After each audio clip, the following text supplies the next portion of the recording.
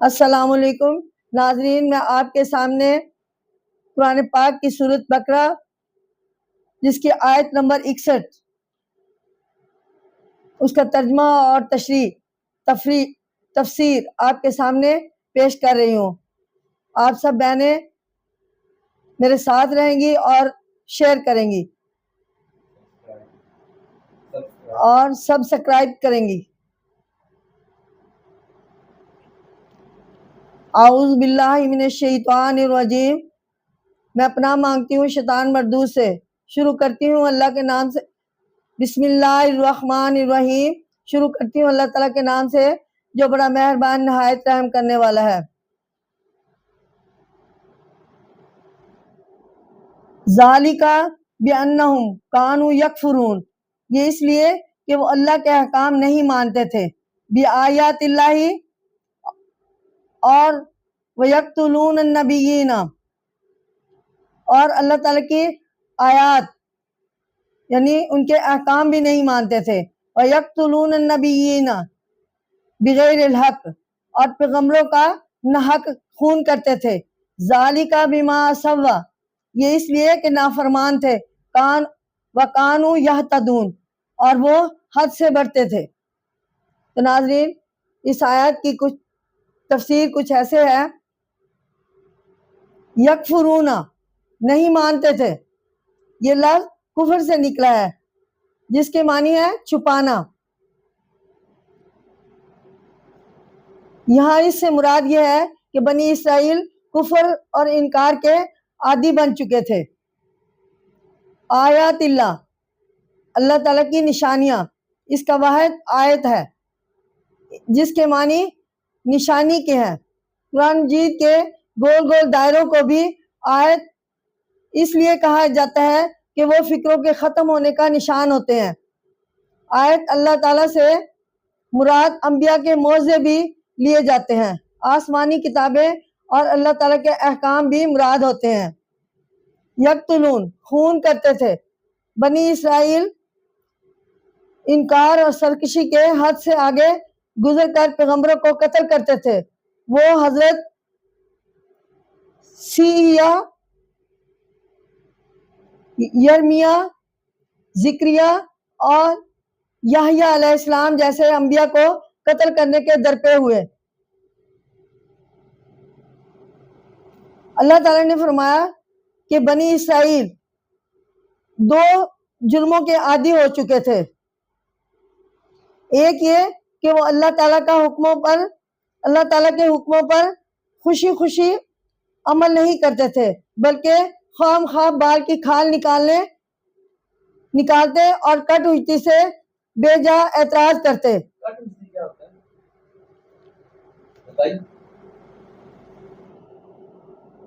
بند کر دیا، یعنی وہ حجت بازیاں کرتے تھے۔ دوسرا جرم یہ تھا کہ انہوں نے اپنے نبیوں کو قتل کیا۔ اللہ تعالیٰ نے ان پر حضرت موسیٰ کے بعد بہت سے نبی بھیجے، لیکن انہوں نے کسی کی نہ سنی بلکہ ان کے دشمن بن گئے، بعض پر بہتان لگائے اور بعض کو قتل تک کر دیا۔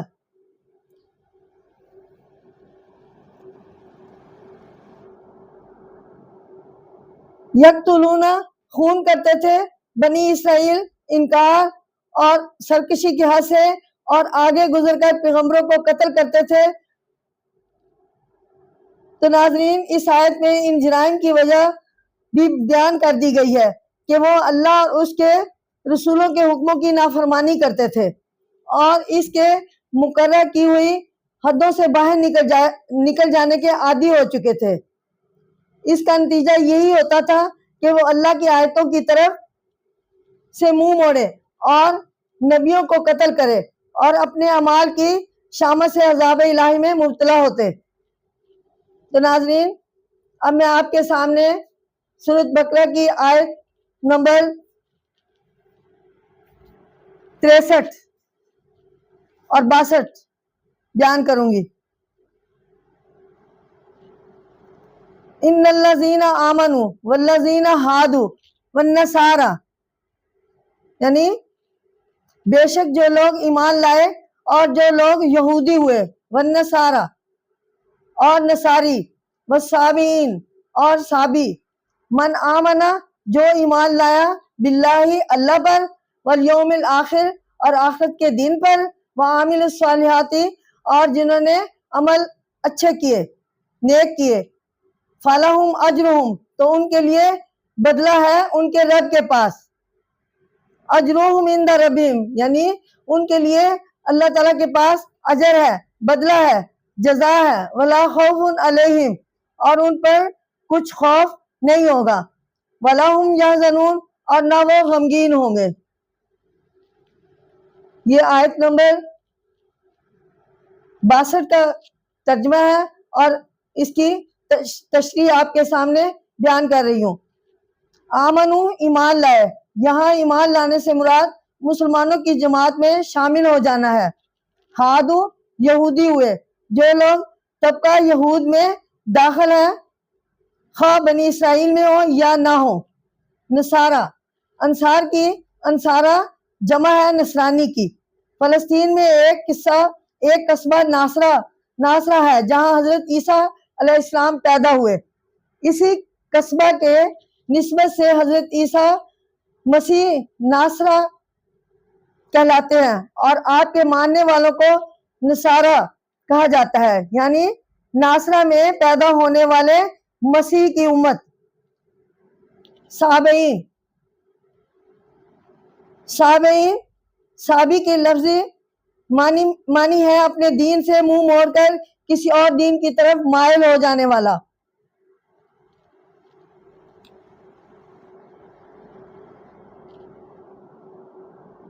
یہاں عرب کا ایک فرقہ تھا، وہ حضرت ابراہیم علیہ السلام کو مانتے، فرشتوں کی پرستش کرتے، زبور پڑھتے اور عبادت میں کعبہ کی طرف منہ کرتے تھے۔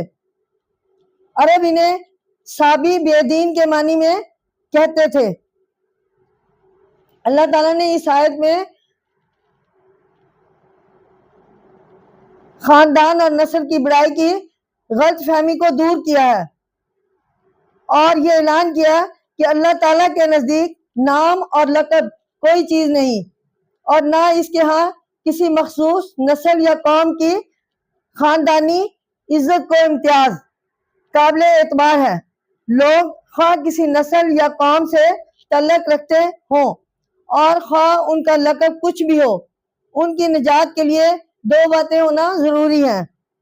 ایک کہ وہ اللہ اور آخرت کو دل سے مانے اور دوسرا یہ کہ نیک کام کرے۔ اللہ کو مانیں گے تو اس کے احکام کو بھی مانیں گے۔ اللہ کے احکام رسول اللہ صلی اللہ علیہ وسلم کے ذریعے معلوم ہوئے، اس لیے رسول اللہ کا ماننا اس میں شامل ہے۔ آخرت کو مانیں گے تو عذاب ثواب مانیں گے۔ مختصر یہ کہ نجات اور جزائے خیر کے لیے اللہ کا ماننا اور اس کے احکام کی اطاعت کرنا ضروری ہے، اور احکام خداوندی پر ایمان حضرت محمد مصطفیٰ صلی اللہ علیہ وسلم کی رسالت کے اقرار کے بغیر ممکن نہیں۔ ناظرین، آیت نمبر 63 اس کا ترجمہ بھی تشریح آپ کے سامنے پیش کر رہی ہوں اور آپ میرے ساتھ رہیں۔ وَإِذْ أَخَذْنَا مِيثَاقَكُمْ وَرَفَعْنَا فَوْقَكُمُ الطُّورَ جب ہم نے تم سے اقرار لیا اور تمہارے اوپر کوہ طور بلند کیا۔ خُذُوا مَا آتَيْنَاكُمْ بِقُوَّةٍ کہ ہم نے جو کتاب تمہیں دی ہے، خُذُوا مَا آتَيْنَاكُمْ بِقُوَّةٍ جو ہم نے کتاب آپ کو دی ہے اسے مضبوطی سے پکڑ لیں۔ وَاذْكُرُوا مَا فِيهِ لَعَلَّكُمْ اور اس میں جو کچھ ہے اسے یاد کر لیں، لَعَلَّكُمْ تاکہ، تَتَّقُونَ تاکہ تم ڈرو۔ الطور یعنی اس کی تفسیر، اس آیات کی تفسیر کچھ ایسے ہے، الطور یعنی کوہ طور کے پہاڑ۔ طور عربی میں ہر پہاڑ کو کہتے ہیں۔ جزیرہ نمائے سینا کے ایک خاص پہاڑ کا نام بھی طور ہے، اسے جبل سینا بھی کہتے ہیں اذکرو ما فیہ، جو کچھ اس میں ہے اسے یاد رکھو۔ تورات میں جو مضامین موجود ہیں، جو ہدایت موجود ہے، انہیں یاد رکھو تاکہ تم ان پر عمل کر سکو۔ اللہ کے احکام یاد رکھنے سے یہی غرض ہوتی ہے کہ ان پر عمل کیا جائے۔ تتقون، تم ڈرو، یہ لفظ تقوی سے ہے۔ اس کے مکمل تشریح میں نے سابقہ سبق میں آپ کے سامنے پیش کی تھی۔ تقوی خدا خوفی اور احتیاط سے زندگی بسر کرنے کا نام ہے، جسے پرہیزگاری اور نیکوکاری بھی کہتے ہیں۔ اسلام نے اسے انسان کی سب سے بڑی خوبی اور کمال بیان کیا ہے۔ بنی اسرائیل حضرت موسیٰ سے بار بار اصرار کرتے تھے کہ ہمارے لیے احکام کی ایک مستند کتاب لا دیجئے تاکہ اس پر عمل کر سکیں۔ یہ لوگ وعدے کرتے تھے کہ دین کی پوری پیروی کریں گے، لیکن جب انہیں تورات دی گئی تو اس کے مخالفت پر آمادہ ہو گئے اور کہنے لگے کہ تورات کے حکم تو بڑے بھاری اور مشکل ہیں، ہم سے ان پر عمل نہیں ہو سکتا۔ اللہ تعالیٰ نے انہیں اس نافرمانی اور بغاوت سے روکنے کے لیے کوئی طور کو حکم دیا جو ان سب کے سروں پر بلند ہو گیا۔ یہ دیکھ کر بنی اسرائیل ڈر کے مارے کانپنے لگے اور ان میں مخالفت کی جرات باقی نہ رہی۔ اب تورات کے حکموں کو مجبوراً قبول کیا۔ بنی اسرائیل سے اس مقام پر یہ اقرار لیا گیا کہ وہ تورات کے ماننے میں چوں چرا اور حیل و حجت سے کام نہیں لیں گے۔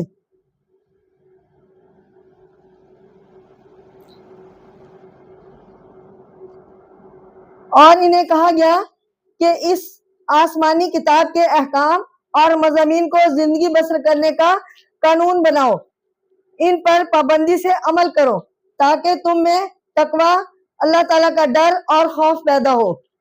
ناظرین، اب میں آپ کے سامنے سورۃ بقرہ کی آیت نمبر 64 کا ترجمہ و تشریح پیش کروں گی۔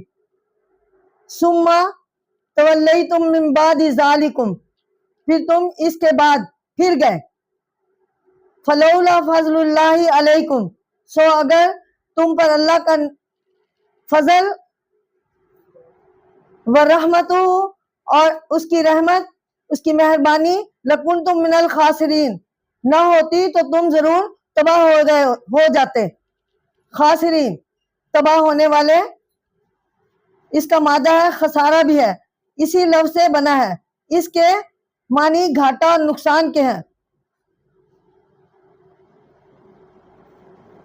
اللہ تعالیٰ نے انہیں فرعون کی غلامی سے نجات دی اور جزیرہ نما سینا کے جنگلوں میں انہیں رہنے کو کہا تاکہ وہاں دیہاتی اور صحرائی زندگی بسر کرنے سے ان کے اندر ایک آزاد اور مجاہد قوم کی خوبی اور جذبات پیدا ہوں، مدتوں کی غلامی کے اثرات سے نجات ملے۔ وہ شہری زندگی کے طلبگار ہوئے تاکہ شہر میں طرح طرح کے میوے کھائے، کاہلی اور سستی کی زندگی بسر کرے۔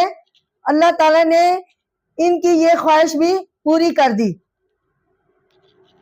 وہ حضرت موسیٰ سے اصرار کرتے تھے کہ وہ انہیں ہدایت نامہ لا کر دیں تاکہ وہ اس کی پیروی کر سکے۔ اللہ تعالیٰ نے انہیں تورات دی اور وعدہ لیا کہ وہ ہمیشہ اس کی پیروی کریں گے اور سرکشی پر کبھی آمادہ نہ ہوں گے۔ تورات مل جانے کے بعد انہوں نے اپنا عہد توڑ دیا اور سرکشی کرنے لگے۔ اللہ تعالیٰ نے ان کی یہ خطا شرارت بھی معاف فرما دی۔ اگر اس کا غصہ اور اس کی رحمت شامل نہ ہوتی تو بنی اسرائیل عذاب آخرت کے مستحق ہونے کے علاوہ اسی وقت دنیا میں تباہ و برباد ہو جاتے اور رسوا ہو جاتے۔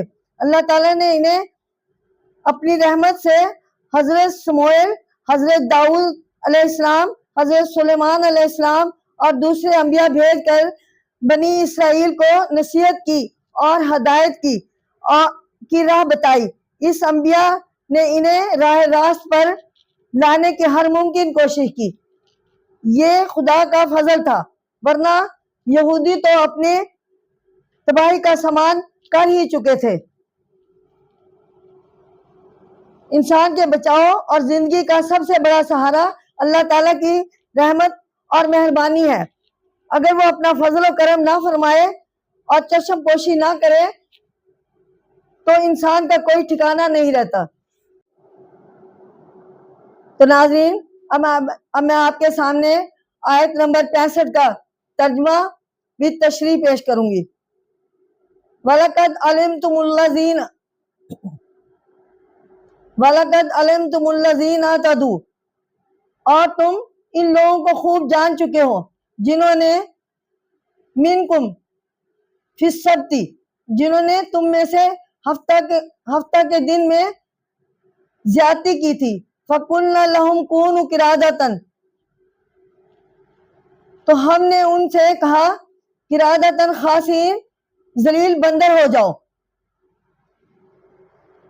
तो नाज़रीन, ये सूरत बकरा की आयत नंबर 65 का तर्जुमा था और अब मैं इसकी तफसीर आपके सामने पेश कर रही हूँ। मिनकुम, तुम में से, इससे मुराद यहूदी के आबा व अजदाद है। सब्त, हफ्ता का दिन। जिस तरह ईसाइयों के यहाँ इतवार, मुसलमानों के यहाँ जुमा मुकद्दस दिन है, इसी तरह यहूदियों के यहाँ हफ्ता एक मुकद्दस दिन शुमार होता है। ये दिन उनके यहाँ सिर्फ अल्लाह की इबादत के लिए मखसूस है और इस रोज दुनिया के काम मसलन तजारत, ज़राअत या शिकार वगैरह ममनू है। आतादू, ज्यादती की, यानी अपनी शरीयत की हदों से आगे निकल गए। रवायत में आता है कि हजरत दाऊद अलैहिस्सलाम के ज़माना में यहूदियों के एक बहुत बड़ी तादाद एला, फलस्तीन के जनूब के मकाम पर आबाद थी। ये वाक़या इसी आबादी का है। ये लोग अल्लाह के हुक्मों की खिलाफ वर्जी बड़ी चालबाजी से करते थे। उन्हें हुक्म था कि वो सब के दिन मछली का शिकार नहीं करेंगे। अल्लाह ताला को उनकी आजमाइश भी दरकार थी। आम तौर पर सबत के दिन बड़ी कसरत से मछली आती। यहूदियों ने अल्लाह के हुक्म की ज़ाहिरी सूरत बरकरार रखते हुए हीला साजी से एक तदबीर निकाली। वो हफ्ता के दिन दरिया के करीब गड़े खोदते, मछली बड़ी मिकदार में पानी के साथ इन गड़ों में पहुंच जाती। इसके बाद ये लोग दरिया की तरफ गड़ों का रास्ता बंद कर देते और अगले रोज इन गड़ों से मछली निकाल लेते। इस मुसलसल नाफरमानी पर अल्लाह ताला ने इन्हें यह सजा दी कि वो इंसान से बंदर बना दिए गए और उनकी सूरतें मसख कर दी। इस आयत से मालूम होता है कि बाज बातें अल्लाह की तरफ से सिर्फ आजमाइश के लिए आती हैं, यानी उनसे साफ तौर पर ये वाज़ा करना मकसूद होता है कि अल्लाह के बंदे सख्ती और आसाइश और दोनों हालतों में उसकी फर्मा बरदार बंदे रहते हैं। जो बंदा आजमाइश में पूरा उतरे उसके लिए आसानियां ही आसानियां हैं, लेकिन बेसब्रों के लिए सजा बहुत सख्त है। अब मैं आपके सामने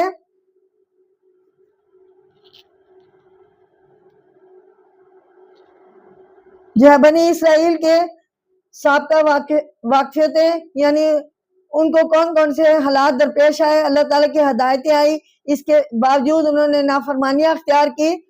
और आगे मैं आपसे कुछ उनके अज़कार और बयान करना चाहती हूँ। ये सूरत बकरा की आयत नंबर 66 है और इसका तर्जुमा और तफसीर।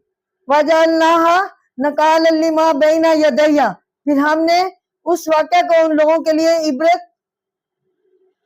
इबरत किया जो वहां थे। वमा खल्फाहा, और जो पीछे आने वाले थे। वमौइज़ातन लिलमुत्तकीन, और डरने वालों के लिए नसीहत बनाई। यानी अब नाज़रीन, मैं आपके सामने बयान करती हूँ तफसीर इस आयत की। निकालन इबरत, इसके मानी है ऐसी सजा और वाक़या जो दूसरों के लिए عبرت کا باعث ہو جس کو دیکھ کر لوگ نصیحت پکڑے۔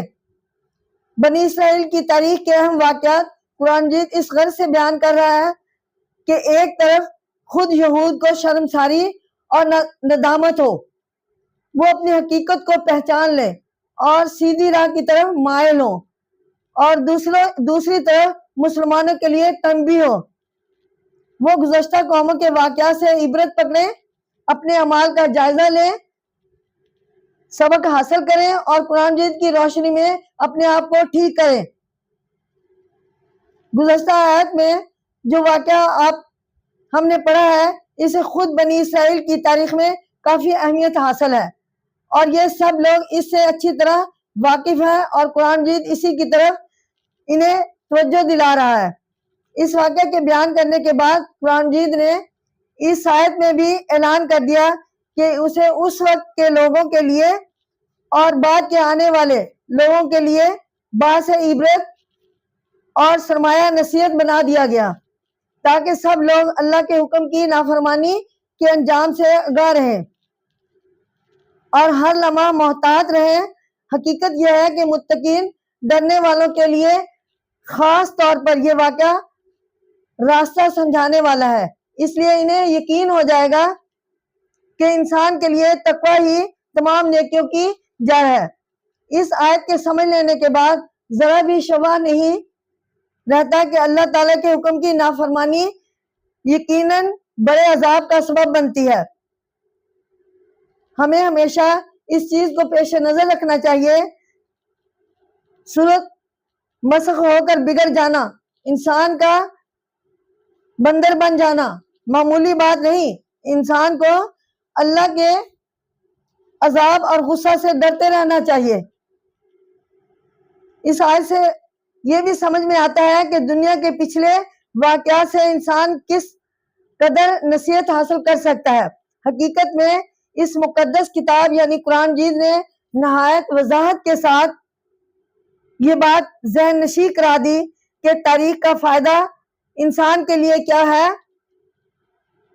اور یہ کہ ہر واقعہ تاریخ بننے کے قابل نہیں، صرف وہی واقعات تاریخ کہلانے کے مستحق ہیں جن سے انسان کوئی اچھا سبق حاصل کر سکے۔ تو ناظرین، اب میں آپ کے سامنے قرآن پاک کی سورت بقرہ اور اس کا ترجمہ اور تفسیر بیان کرنا چاہتی ہوں۔ وَإِذْ قَالَ مُوسَىٰ لِقَوْمِهِ إِنَّ اللَّهَ يَأْمُرُكُمْ، اور جب موسیٰ نے اپنی قوم سے کہا بے شک اللہ تمہیں فرماتا ہے ان تذبحوا بقرۃ، کہ گائے ذبح کرو۔ قالوا، کہنے لگے اتتخذونہ ہزوا، کیا تم ہم سے ہنسی کرتے ہو؟ قال اعوذ باللہ، وہ بولے خدا کی پناہ، ان اکون من الجاہلین، کہ میں جاہلوں میں سے ہوں۔ تو ناظرین، اس آیت کی تفسیر کچھ ایسے ہے، اتتخذونہ ہزوا، کیا تم ہم سے ہنسی کرتے ہو؟ بنی اسرائیل کے نزدیک گائے بہت مقدس تھی۔ جب حضرت موسیٰ علیہ السلام نے انہیں اللہ تعالیٰ کا حکم سنایا کہ گائے ذبح کرو تو بھنچکے ہو کر رہ گئے۔ انہیں یقین نہ آیا کہ ایسے مقدس جانور کی ذبح کر ڈالنے کا حکم ملا ہوگا۔ وہ یہی سمجھے کہ حضرت موسیٰ علیہ السلام ان کے ساتھ ہنسی کر رہے ہیں۔ الجاہلین، جاہل، یہ لفظ جہل سے بنا ہے، اس کے لغوی معنی ہے کسی کام کو اس کے صحیح طریقے کے خلاف کرنا۔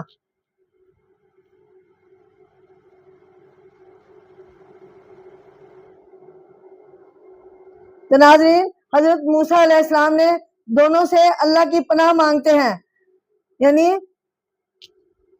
اللہ کے نام پر جو شخص خود اپنا حکم چلانا چاہتا ہے وہ یا تو اللہ تعالیٰ سے غافل ہے یا جاہل ہے، اور دین میں ہنسی مذاق کے نتیجے سے بے خبر ہے۔ تو ناظرین، بنی اسرائیل میں ایک شخص قتل ہو گیا تھا۔ تو یہ قصہ کچھ ایسے ہے کہ بنی اسرائیل میں ایک شخص قتل ہو گیا تھا، لیکن قاتل کا سراغ نہ ملتا تھا۔ اللہ تعالیٰ نے حضرت موسیٰ سے فرمایا کہ بنی اسرائیل کو حکم دے کہ وہ ایک گائے ذبح کرے اور اس کے گوشت کا ایک ٹکڑا مقتول کے جسم پر مارے، اس سے وہ مقتول زندہ ہو جائے گا اور قاتل کا پتہ بتا دے گا۔ صدیوں مصر میں رہنے کے وجہ سے بنی اسرائیل گائے کو بہت مقدس سمجھنے لگے، اس لیے انہیں گمان ہوا کہ شاید ان سے حضرت موسیٰ علیہ السلام ہنسی کر رہے ہیں۔ حضرت موسیٰ علیہ السلام نے ان کے اس گمان کو دور کر دیا اور سمجھا دیا کہ پیغمبر دین کی باتوں میں یا اللہ کے حکموں میں ہنسی مذاق کبھی نہیں کرتے۔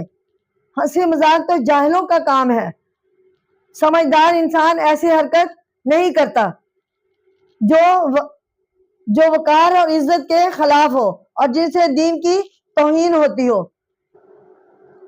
ناظرین، اب میں آپ کے سامنے سورۃ بقرہ کی آیت نمبر 68 بھی ترجمہ اور تفسیر بیان کروں گی۔ قالوا ادع لنا ربک یبین لنا، وہ بولے بنی اسرائیل کے لوگ یہ حکم سن کر حضرت موسیٰ علیہ السلام کا بولے قالوا ادع لنا ربک یبین لنا، یعنی آپ ہمارے لیے اللہ تعالیٰ سے پوچھ کے بتائیں۔ بولے کہ ہمارے لیے اپنے رب سے، دعا کا لفظ استعمال ہوا ہے لیکن انہوں نے کہا کہ اپنے رب سے پوچھ کے بتائیں ماہیا، کہ وہ گائے کیسی ہے۔ قال انہ یقول انہا بقرۃ، تو حضرت موسیٰ علیہ السلام نے کہا کہ اللہ تعالیٰ فرماتے ہیں، یقول اللہ تعالیٰ فرماتے ہیں کہ وہ گائے لا فارض ولا بکر، نہ بوڑھی ہو اور نہ بن بیاہی، مطلب اوان بینہ، اس کے درمیان ہے۔ ذالک، پس فافعلوا ما تؤمرون، جو تمہیں حکم دیا، جو تمہیں حکم ملا ہے کر ڈالو۔ تو ناظرین، اس آیت میں کچھ ایسے تفسیر بیان کی گئی ہے، ماہیا، وہ کیسی ہے، یعنی جب بنی اسرائیل کو گائے کا ذبح کرنے کا حکم ہوا تو فوراً تعمیل کے بجائے اس میں کٹ ہوئی اور کٹ بحثی کرنے لگے، یعنی وہ آپس میں چہم گوئیاں کرنے لگے۔ سب سے پہلے انہوں نے سوال کیا کہ عمر کے لحاظ سے وہ گائے کیسی ہو۔ فارض، بوڑھی، اس سے مراد ایسی عمر ہے جس کو پہنچ کر بچے جننے کا سلسلہ ختم ہو چکا ہو، یعنی بہت بوڑھی۔ تقوی، اوان، درمیان، اس سے مراد ہے درمیانی عمر والی جو نہ بہت بوڑھی ہو اور نہ ہی بچی۔ اللہ اور اس کے نبی کے احکام حکمت کے بغیر نہیں ہوتے، البتہ ضروری نہیں کہ ہر انسان ان کے اندرونی حکمت کو سمجھ سکے، اس لیے ان کی تعمیل میں کسی تعمل، ہچکچاہٹ اور اعتراض سے کام نہیں لینا چاہیے، بلکہ جو بھی حکم ہو بلا چون و چرا اس کی تعمیل کر دینی چاہیے۔ ہر حکم اور قانون ابتدا میں سادہ اور آسان ہوتا ہے، لیکن جب اس میں بال کی کھال نکالی جاتی ہے تو وہ پیچیدہ اور مشکل ہوتا ہے، یعنی بار بار سوال کرنے سے کام مشکل ہو جاتے ہیں، اور پھر جس قدر اس میں موشگافیاں کی جاتی ہے وہ مشکل سے مشکل تر ہوتا جاتا ہے۔ اللہ تعالیٰ نے بنی اسرائیل کو حضرت موسیٰ علیہ السلام کے ذریعے حکم دیا کہ وہ ایک گائے ذبح کرے، یہ بالکل سیدھا اور آسان حکم تھا۔ وہ لوگ گائے لے کر ذبح کر دیتے، لیکن انہوں نے کٹ ہجتی سے کام لیا، یعنی آنے بہانے سے کام لیا۔ اول تو نبی سے کہا کہ تم ہم سے مذاق کر رہے ہو۔ جب موسیٰ علیہ السلام نے یقین دلایا کہ میں جاہل نہیں ہوں کہ میں ایسی باتیں کروں، اب نئی بات نکالی کہ وہ بنی اسرائیل کہنے لگے کہ اللہ سے پوچھ کے بتائیں کہ اس کی عمر کتنی ہو، وہ جوان ہو یا بوڑھی ہو یا درمیانی عمر کی ہو۔ گویا آسان حکم میں اپنے لیے ایک مشکل خود انہوں نے پیدا کر لی۔ آپ کے سامنے قرآن پاک کی سورۃ بقرہ اس کی آیت نمبر 59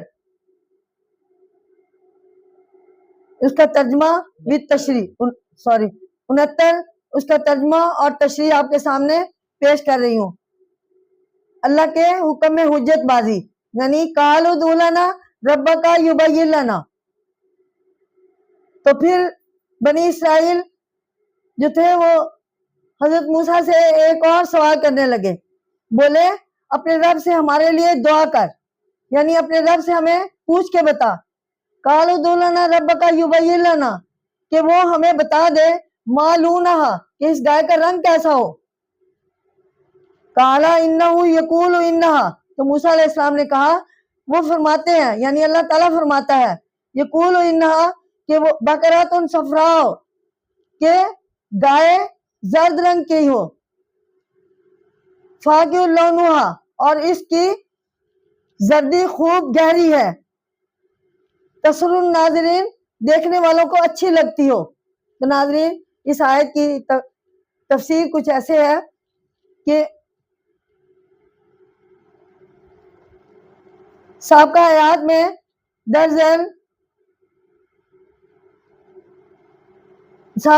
میں ہم نے بنی اسرائیل نے حضرت موسیٰ سے اس گائے کے بارے میں خام خواہ کے سوال پوچھنے شروع کر دیے، جس کے ذبح کرنے کا انہیں حکم دیا گیا تھا۔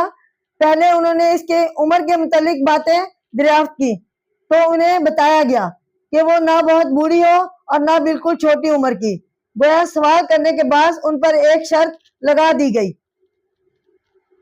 وہ پھر بھی باز نہ آئے، اور دوسرا سوال اٹھا کھڑا کیا کہ اس کا رنگ کیسا ہو۔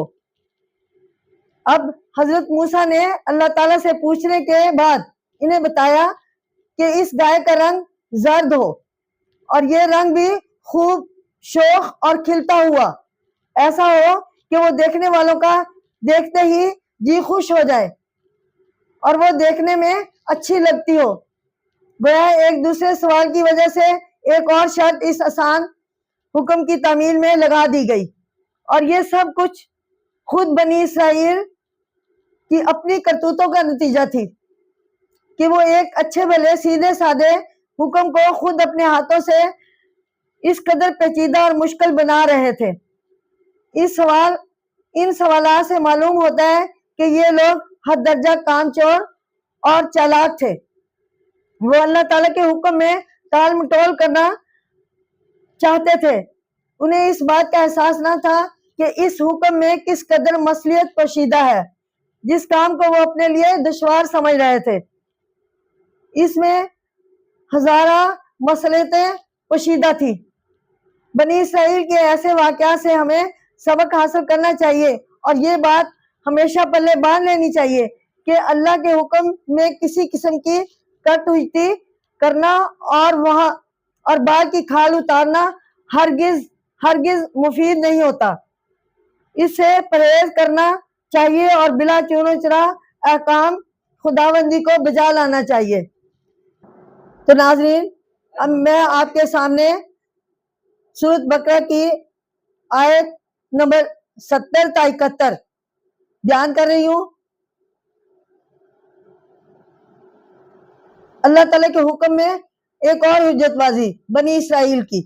قالوا ادع لنا ربک یبین لنا، بولے ہمارے لیے اپنے رب سے دعا کر، یا ہمارے لیے اپنے رب سے پوچھ کر بتائیں کہ وہ بتا دے۔ یبین لنا ما ہی، کہ وہ گائے کس قسم کی ہے۔ ان البقرہ تشابہ علینا، کیونکہ اس گائے کا ہم کو شبہ پڑا ہے۔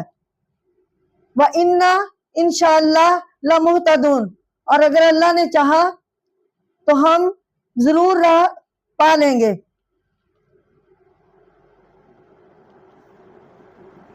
قَالَ إِنَّهُ يَقُولُ إِنَّهَا بَقَرَةٌ لَا ذَلُولٌ تُثِيرُ،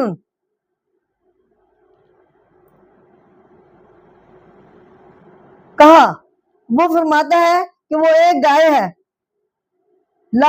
لا ذلول تثیر الارض، نہ محنت کرنے والی نہ زمین جوتنے والی، ولا تسقل ہرسا، اور نہ کھیتی کو پانی دینے والی، وہ مسلمات اللاشیہ، اور بے عیب ہے، اس میں کوئی داغ نہیں، لاشیاتن فیہا، یعنی اس میں کوئی داغ نہ ہو، قالوا الآنا جئت بالحق، وہ بولے سب اب تو ٹھیک بات لایا ہے، فذبحوہا وما کادوا یفعلون، پھر اس کو ذبح کیا اور وہ لگتے نہ تھے ایسا کریں گے۔ تو ناظرین، اب میں آپ کے سامنے سورۃ بقرہ کی آیت نمبر 70 اور 71 کی تفسیر بیان کرتی ہوں۔ گزشتہ آیات سے مسلسل یہ واقعہ بیان ہو رہا ہے کہ بنی اسرائیل کو ایک سیدھا سادہ حکم دیا گیا تھا کہ وہ ایک گائے ذبح کرے، لیکن انہوں نے اس میں طرح طرح کی مشگافیاں کرنی شروع کر دی۔ اللہ تعالیٰ نے ان کے ہر سوال کا جواب دیا اور بتلایا کہ وہ گائے نہ بہت بوڑھی ہو نہ چھوٹی عمر کی ہو، اس کا رنگ زرد ہو اور وہ دیکھنے والوں کو بہت بھلی معلوم ہوتی ہو۔ سب کچھ جان لینے کے بعد انہوں نے کہا ابھی ہماری سمجھ میں نہیں آیا، ہمیں گائے کی پہچان میں کچھ شبہ پڑ گیا ہے۔ حضرت موسیٰ علیہ السلام نے فرمایا کہ وہ گائے کاشتکاری کے کام نہ آتی ہو اور اس میں کوئی عیب اور دھبا یا داغ نہ ہو۔ پھر انہوں نے کہا کہ ہاں اب آپ نے ٹھیک بات کہی ہے۔ غرض بڑی حجتوں کے بعد انہوں نے وہ گائے ذبح کی۔ اب بھی ان کے رویوں سے معلوم ہوتا تھا کہ وہ ایسا نہیں کریں گے، گویا اب بھی انہوں نے بادرِ نخواستہ حکم الہی کی تعمیل کی۔ تو ناظرین السلام علیکم، آئندہ نیکسٹ میں آپ کے سامنے دوسرا بیان کیا جائے گا، تو انشاءاللہ آپ لوگ میرے ساتھ رہیں اور لائک کریں اور سبسکرائب کریں میرے چینل کو۔ شکریہ۔